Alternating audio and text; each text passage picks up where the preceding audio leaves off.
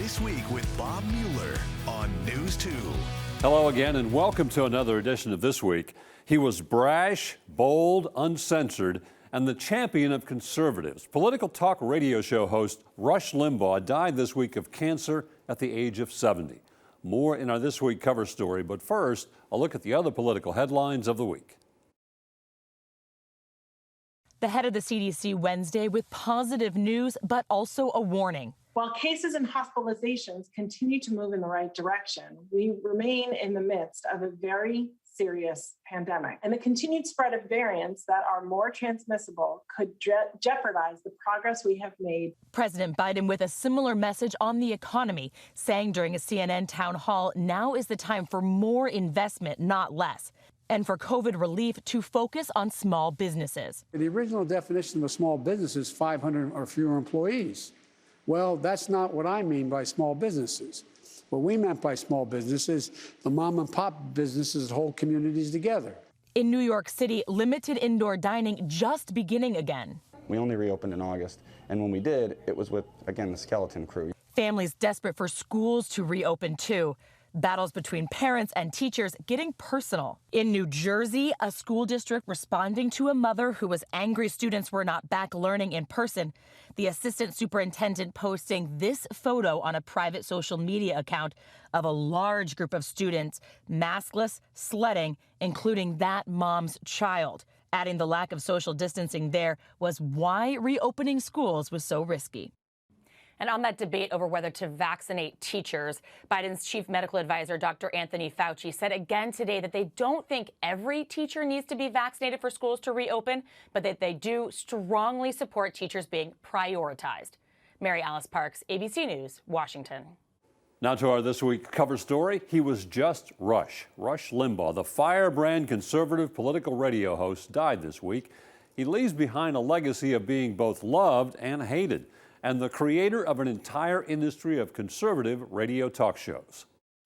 Here we are in New York City. It's the Rush Limbaugh program. As wildly successful and influential as he was divisive and controversial, Rush Limbaugh was the godfather of the offend anyone, apologize to no one politics that got Donald Trump elected president. Limbaugh had been suffering from lung cancer. His wife announced his death at the start of his radio show today. I, like you, very much wish Rush was behind this golden microphone right now. Limbaugh basically invented modern right-wing talk radio, spawning an army of bombastic imitators. He boasted of fighting liberals with half his brain tied behind his back and built a massive audience, 20 million at the peak of his popularity. He derided feminists as feminazis. And when law student Sandra Fluke testified that health coverage should include contraception, Limbaugh's attack on her was as savage as it was sexist. She must be paid to have sex. What does that make her? It makes her a slut, right? Makes her a prostitute. He said NFL quarterback Donovan McNabb was overrated because he was black. I think the media has been very desirous that a black quarterback do well. And when Barack Obama became a national political figure, Limbaugh promoted the racist birther myth. In 2001, he almost entirely lost his hearing, but he learned how to read lips and had special implants placed in his head, allowing him to hear again. A couple of years later, Limbaugh acknowledged he was addicted to painkillers. I am addicted to prescription pain medication. Limbaugh was no fan of Donald Trump in 2016, saying he wasn't a true conservative even after he eventually endorsed him. Can somebody point to me the conservative on the ballot? What do you mean, Rush? Are you admitting Trump's not a conservative? Damn right I am. Folks, when did I ever say that he was? But Limbaugh became a staunch Trump supporter. And last year, Trump gave him the Presidential Medal of Freedom, awarding it during his State of the Union address. Rush Limbaugh, thank you for your decades of tireless devotion to our country. Like Limbaugh himself, news of his death divided the political world. Donald Trump remembered him as a patriot, a defender of liberty, and a guiding light. Over at the White House, Joe Biden issued no statement at all. His press secretary, David, simply offering condolences to the Limbaugh family. Stay with us. This Week continues in a moment.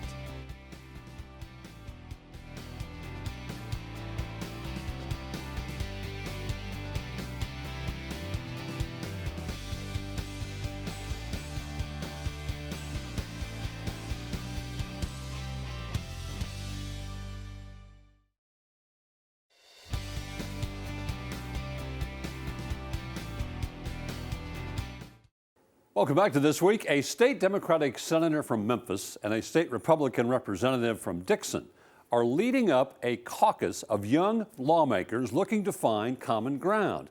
In these days of tribal politics, your side and mine, this new approach by Senator Ramesh Akbari and State Representative Michael Curcio is a bold move toward actually getting legislative work done.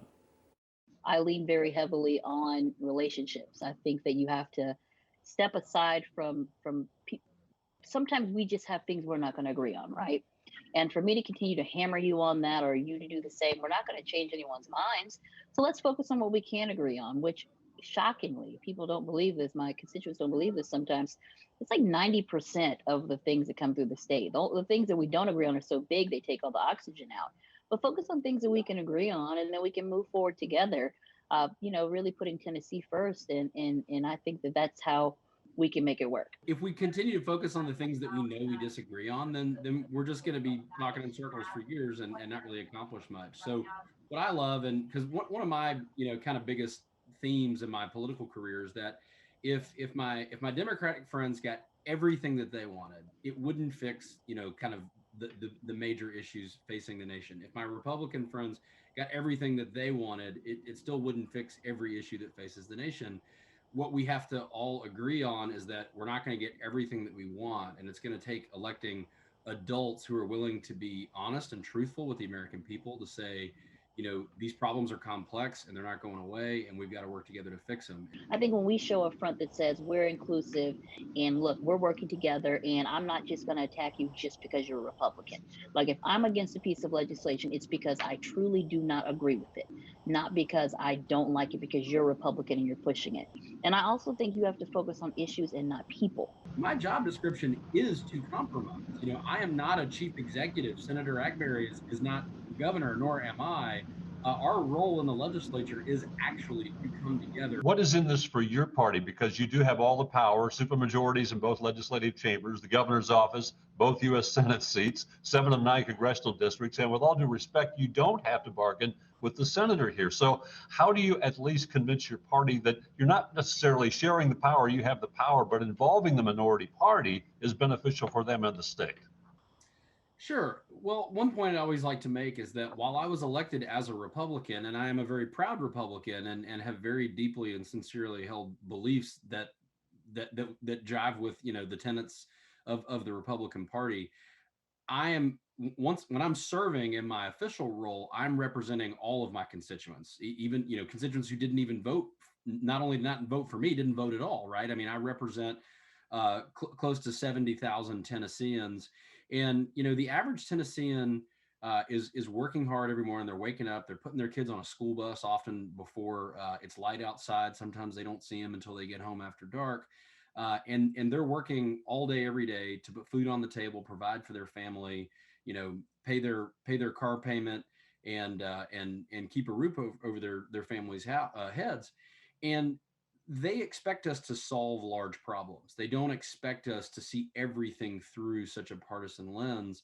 Now, that may not be what some of the loudest voices that we hear are saying. Oftentimes, unfortunately, the extremes are who you hear from. It's who you see on social media.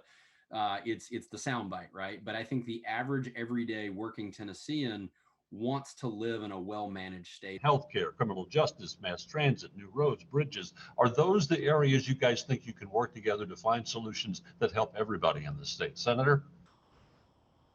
Well, definitely. I think especially criminal justice reform, that has been one of the biggest bipartisan issues since I got to the legislature. I think really investing in public schools has been another one. We might have different ideas about how to get there, but that's something that has universal support.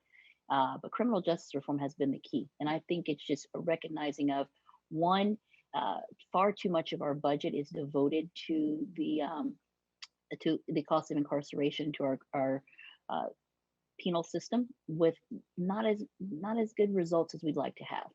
And I think also we just recognize that, listen, mistakes happen.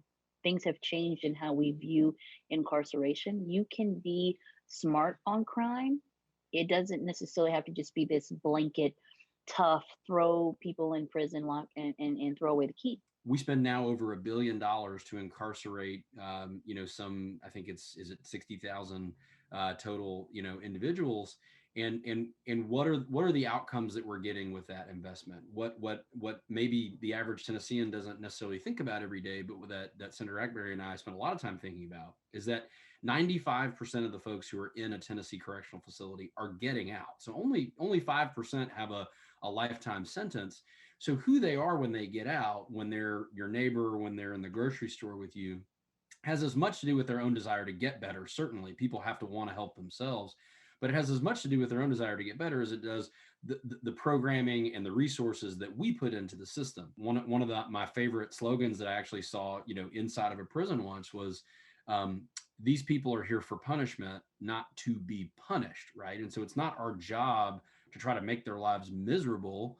Now, certainly, if you're violent, if you're not going to be, a good, if you're not going to have good behavior while you're there, we're always going to have a hard bed for you.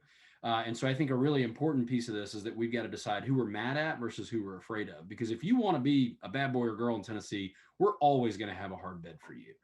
So this is not about, being soft on crime or not taking, violent criminals seriously, but it's about being smarter, as my friend Ramesh said, which is, deciphering who we're mad at versus who we're afraid of, so that we've always got space for those folks that we're truly afraid of.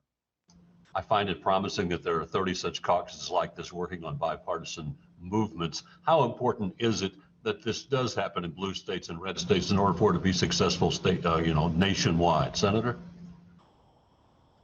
Well, I think that it just shows that an effort is being made to move past partisanship and put our country first.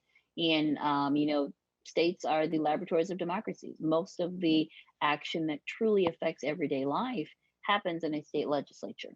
And if we can think in bipartisan terms and think about, what's best for the average Tennessean as opposed to what's best for my political party, I think that we all win. But a lot of times what gets reported on are when we are disagreeing. And so it makes it seem like all we're doing is fighting, when really, 90+% of what we do is very bipartisan. So I think it is critical that not only do groups like this form across the country, but we actually talk about them. I'm so glad that you're covering this today, is because people need to know that this happens, that we're not just caricatures of ourselves that you see, in print or on the television. If I give you both a magic wand, what do you hope is the achievement that you're able to produce out of this caucus, Senator? A magic wand, that is something, right? I hope that relationships continue to develop. We have new members who have come in, and I think the most important thing is when we talk to each other and not at each other. And it's so easy with social media and having limited interaction, especially in this COVID environment, to lose sight of the common humanity we all have and kind of think about, I'm against this person, I'm against that person. So that's what I'm hoping we do. In addition to working together on really great legislation that's going to move Tennessee forward, I hope that we build relationships with each other that's going to help this whole legislative process improve, and that we really respect and honor the person's belief system, but also work on the things that we can agree on. I think if we can accomplish those big tent things and do it together in a very public way, it shows Tennesseans what true leadership can be like. It's not professional wrestling where we're always sparring every day on television, kind of for the show back home, but that we really are coming together with some of our best and brightest minds across the state to try and solve these large, generational problems. Lastly, do you think you'll be successful? Are there patriots out there, leaders, statesmen out there, like you mentioned, Howard Baker, Estes Kefauver, just to name a couple great Tennesseans, willing to put the greater good above the goal of whatever it takes to get reelected? Senator?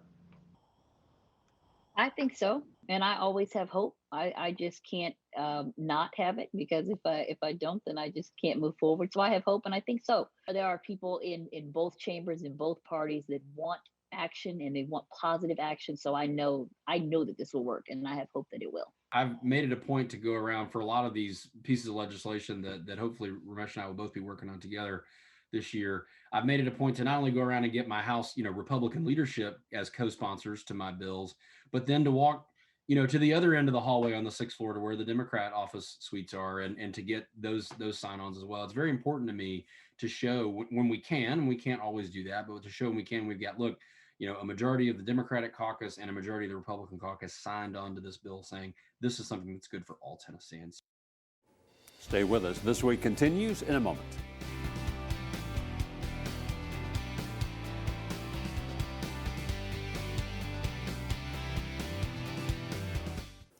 Welcome back to This Week. Some good news on the COVID-19 front. Case numbers are down, hospitalizations are down, and next week, those 65 and older will be eligible for the COVID-19 vaccine. Dr. Lisa Piercy, Tennessee's Commissioner of Health, outlined the news in her weekly briefing.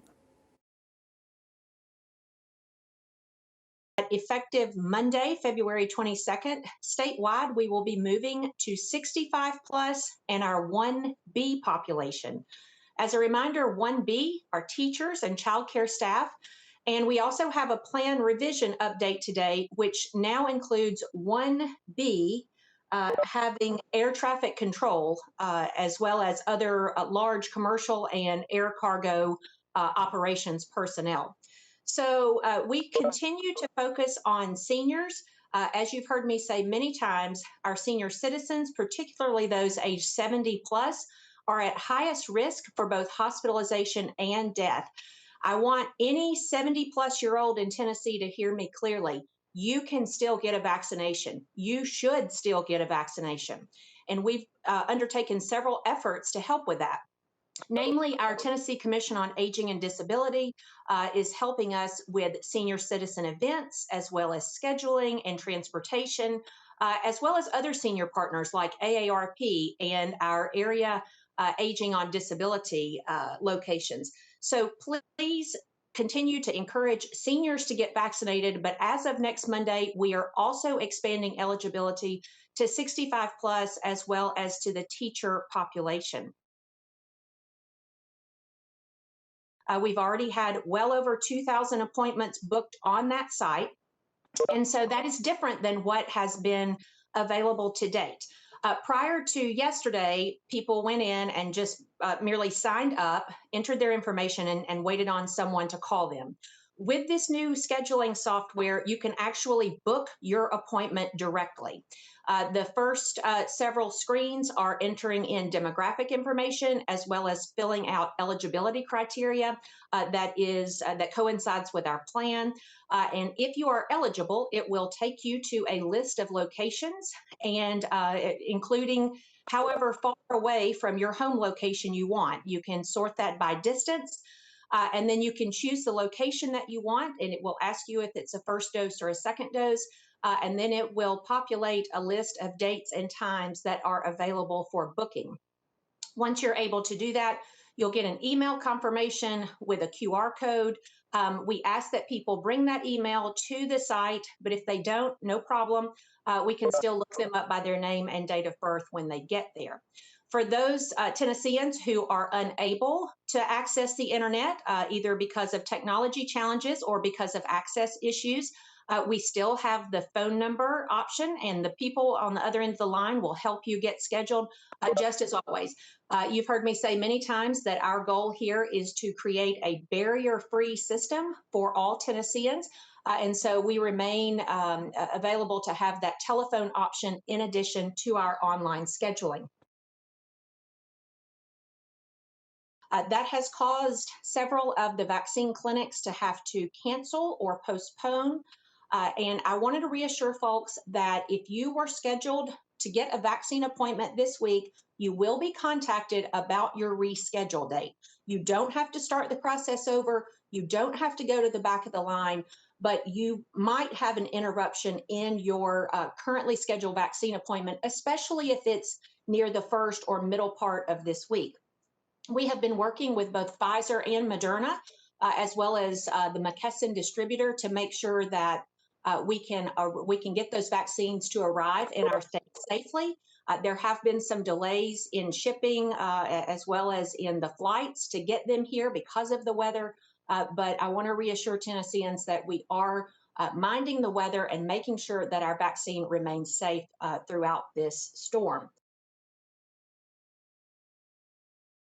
As you know, the current vaccines on the market have have not officially completed their clinical trials for pregnant women. However, there have been tens of thousands of pregnant women that have been in these vaccine trials, and it does appear to be safe when the benefits outweigh the risk. So for pregnant women who do want to take the vaccine in conjunction with their doctor and after asking their physician's advice, if they want to receive the vaccine, they will be eligible to receive the vaccine in the 1C category. As you know, pregnancy does have some changes to the immune system and makes you somewhat more susceptible to infections, as well as COVID infection during pregnancy can pose a risk to both mom and baby. So we wanted to include pregnant women in our 1C population to get them the vaccine if their doctor feels it's appropriate at that time. Stay with us. This Week continues in a moment. Thanks for spending part of your weekend with us. That'll do it for this edition of This Week. We'll see you back here next weekend.